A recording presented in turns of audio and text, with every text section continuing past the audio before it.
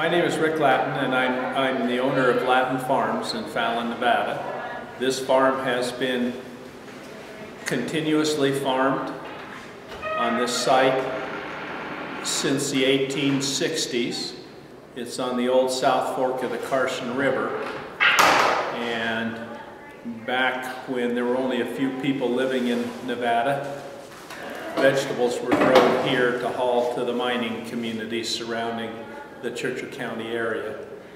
My family came to the valley with the building of the Lahontan Dam and with the reclamation project in 1909, so we've been farming here for a little over 100 years. The main crops grown traditionally in the valley are dairy, alfalfa, small grains, and beef operations. But we run what used to be called a truck farm, which is growing fresh fruits and vegetables for the local market. And that's what we're known for today.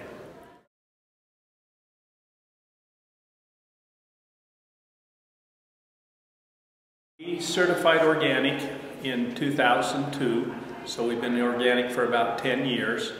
We first certified just a small part of our farm, and now all of our vegetable production is certified organic. The question of what makes our farm organic is an interesting question.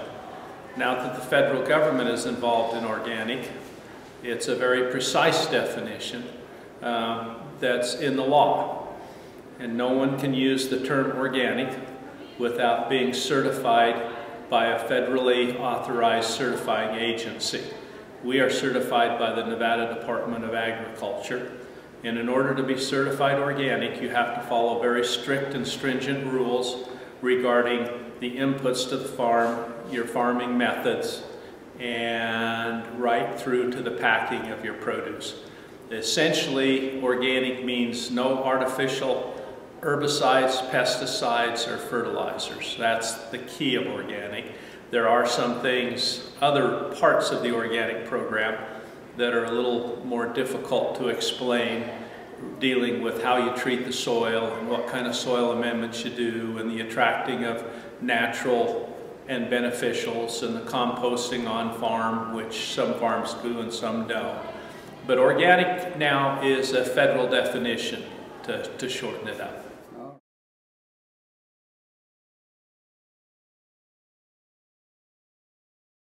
The biggest concern with organic traditionally has been the use of pesticides and any pesticide residues on the fruit and the vegetables and what those residues mean.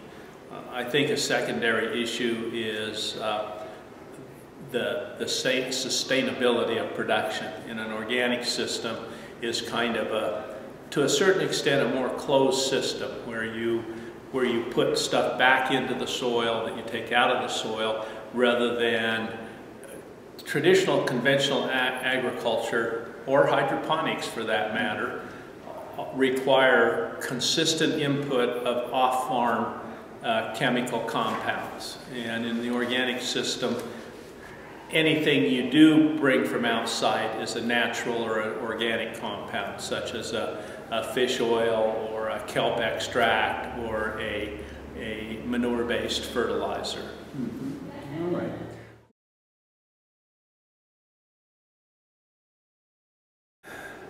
We have a fully integrated farm here in that about 50% of our product, a little less than 50%, is sold right on the farm through our roadside market.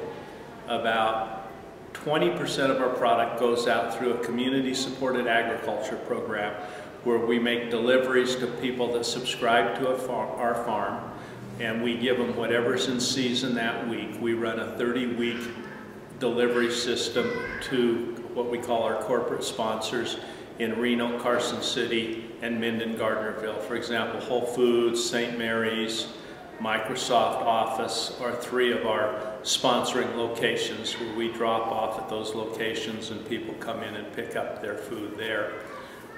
The balance of our production, the other 25%, is split between wholesale accounts and farmers markets. So we do farmers markets, wholesale accounts, subscription farming and on-farm sales is our basic core of our customer base.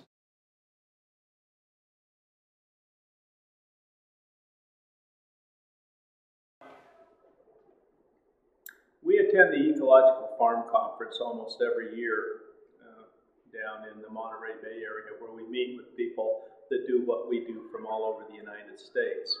A couple of years ago, they did an interesting experiment, and they asked people who felt that organic was the thing of the future and what people really wanted to stand in one corner, and the people that felt that local was the thing of the future and that locally produced would be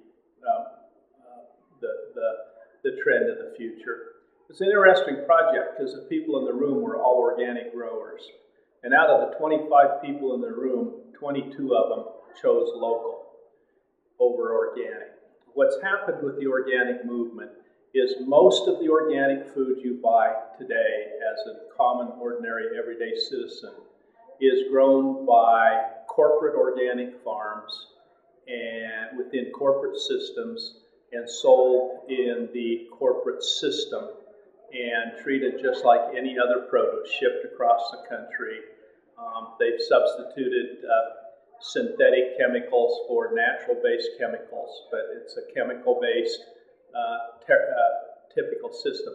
And probably over half to two-thirds of the organic produce in the United States is grown on those corporate farms in Mexico, Canada, and the United States.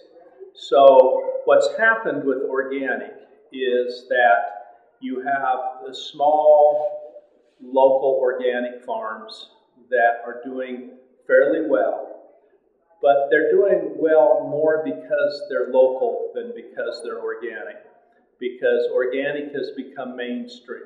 And there's a whole group in the United States of environmentally conscious people that feel that organic has been railroaded by corporate agriculture. Now, I don't know that I totally agree with that, but what I do think is that the local movement, the Know Your Farmer, Know Your Food movement, is a more powerful movement than the organic movement at this point in time for the small farmer.